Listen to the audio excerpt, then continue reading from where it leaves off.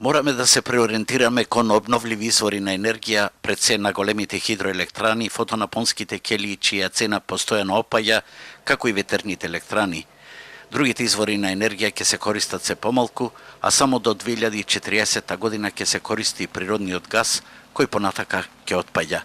Јагленот нема иднина во Европа, па и кај нас, зашто цената од емисиите на гасови ќе биде толку висока што нема да биде конкурентна на пазарот на електрична енергија, рече академик Глигор Каневче на денешното предавање на Техничкиот факултет во Битола, посветено на правците на енергетскиот развој во светот и кај нас, со посебен осврт кон рек Битола.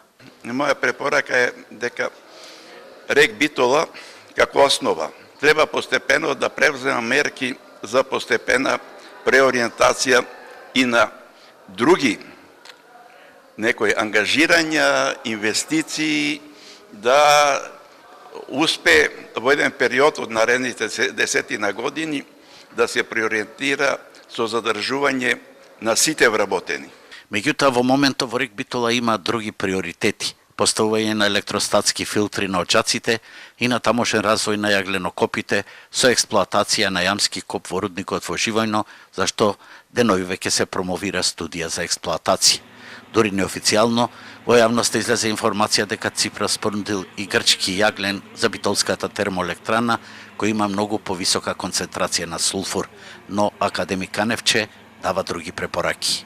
Со оглед на овие нови токови, треба многу да се размисли, да се направи една детална техноекономска анализа што понатака.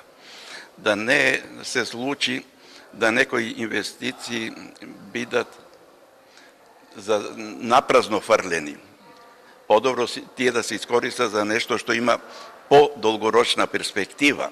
За сега Македонија нема врски за плаќање на такси за емисиите на CO2, зашто не е подписничка на Анекс 1 од енергетскиот договор, но во политиките на Европската Унија каде се стремиме, еден ден тоа ќе се случи и тогаш ќе мораме од корен да ја менуваме сегашната енергетска политика.